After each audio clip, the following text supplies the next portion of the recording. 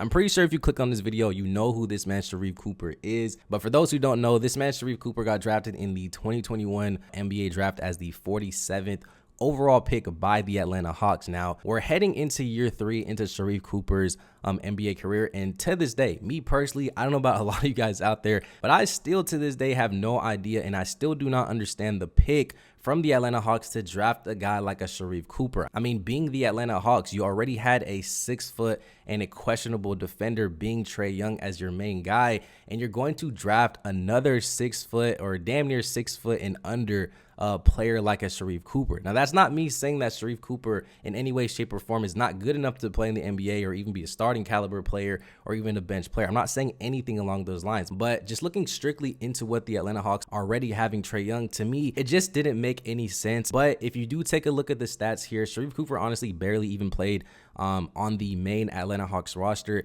and he actually got sent down to the G League to play for the College Sparks Skyhawks.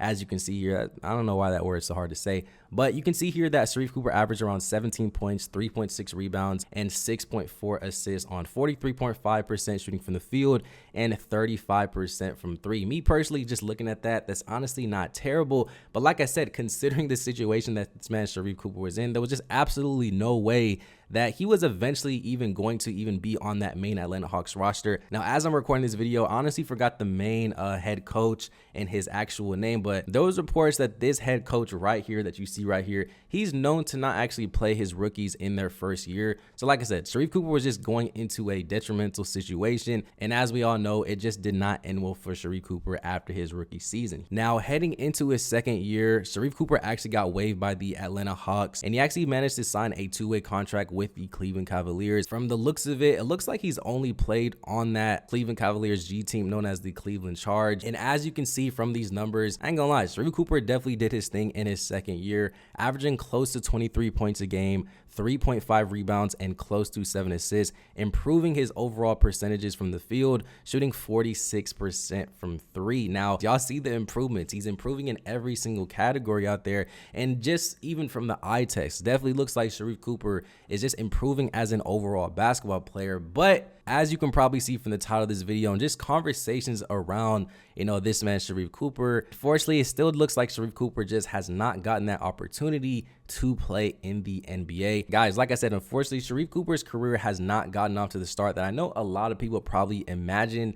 But like I said, that is the main things that I wanted to talk about in today's video. And a question that I have for every single one of you guys watching this video right now with your 2 eyeballs, your 1 nose, and your 1 mouth, do you guys actually think that Sharife Cooper will eventually get an opportunity to be a starting caliber player in the NBA, or at least get some minutes playing off the bench? But I feel like a question that we have to answer even before you're even able to answer that question, and something that I feel like we have to have in our minds, is that do 6 feet and under players even get a fair chance in the NBA? Me personally, I feel like it depends how you look at this situation. Take everything that I'm saying in this video with a grain of salt. I genuinely feel like every single player that's under 6 foot that's had a successful career in the NBA, at least in this specific moment in time, they all have a skill that they're either super good at that allows them to actually play significant minutes on the floor. You look, for example, Trae Young. I feel like he's a great example of this. His offense is beyond the average player. He's able to shoot at an efficiency at a high clip. He can generate offense. He's one of the top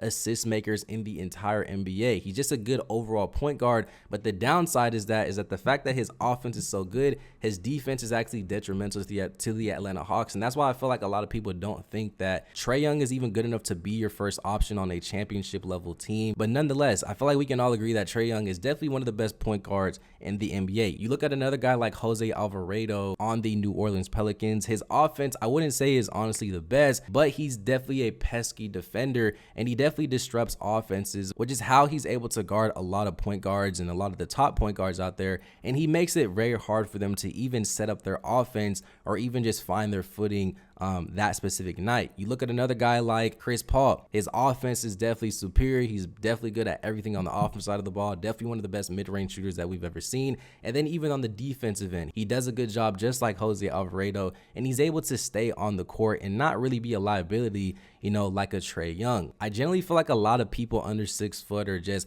a lot of fans out there really don't understand this concept, is that there's just certain things that you just have to be good at if you want to actually play in the NBA. Take a look at this interview from Fred VanVleet, who just signed to the Houston Rockets. Take a look at what he had to say about this concept. 6 feet, 6'1" and under. Unless you are Trae Young, you need to be picking up full court, being a pest. You got to be a problem on defense, causing problems, whether you know how to guard or not. Just fight. Right. And then you got to be able to shoot the three. Like everything else in between is in between, whether you got a floater, whether you finish, whatever. But if you can't catch and shoot at a high clip in today's game, as an undersized guard, like it's going to be hard for you to make a long career in the NBA. I'm trying to tell you, bro, if you're under 6 foot, you have to be super good at certain things on the floor. Mandatorily, bro, just like this man Fred VanVleet just said, you have to be able to shoot the ball. If you can't shoot the ball, bro, you're not going to get a chance to play in the NBA. If you're not a pesky defender, you're not going to get a chance to play in the NBA. And trust me, bro, I get it. You know, like, I wish we can see a lot of 6 foot and under players. There's a lot of talented 6 foot and under players, but I'm telling you, bro, a lot of these guys are not as good as you think, or they wouldn't be able to provide for a team how you're really expecting them to be. And I'm telling you, bro, imagine a 6 foot and under guy having to guard LeBron, having to guard, you know, Kevin Durant, having even to guard average players like Jordan Clarkson or Jamal Crawford. I'm just throwing names out there, but I'm pretty sure you guys get the point. Defense wins championships, and I'm telling you, bro, that's super, super vital, especially in the NBA in 2023. And guys, that's why I asked at the very beginning of the video, and that's what the title of this video, I'm pretty sure it's along those lines. Does this man Sharife Cooper, does he have a legit chance of actually making it to the main NBA? I mean, I feel like we can all agree that Sharife Cooper is definitely great at generating offense, and he's definitely a floor general. I wouldn't really say that he's a guy that has a fast type of play style or anything like that. That's why I do think that it may be hard for Sharife Cooper to really get an opportunity at that next level. It's just the type of play style that he has. Yes, I understand that he's definitely one of the best floor generals out there, but his pace of play in the year 2023, I think it just doesn't complement a lot of teams out there. And that's why I actually think like a team like the San Antonio Spurs would be very perfect for a guy like Sharife Cooper. Now, I'm not saying that he doesn't or he can't have that fast type of play style, but just from what we've seen, he's a guy that definitely creates off the dribble. I feel like he's a guy that plays better in the half-court offense, but there are little things that he still has to improve on. Like I said, his shot making ability, especially from the three-point line, the defensive side of the ball too. I feel like he definitely has to be a lot better defensively, and he's just gonna have to understand, bro, as a 6 foot and under guy, you have to be annoying. Model your defensive game like a Jose Alvarado, the Kyle Lowrys of the world, guys like that. Those guys are annoying, bro, and that's why they get an opportunity to play at the end of the games, because they're able to get defensive stops for their team, even though they're not the tallest players out there. Guys, like I said, I get it, but players under 6 foot just making it to the NBA, it's not as easy as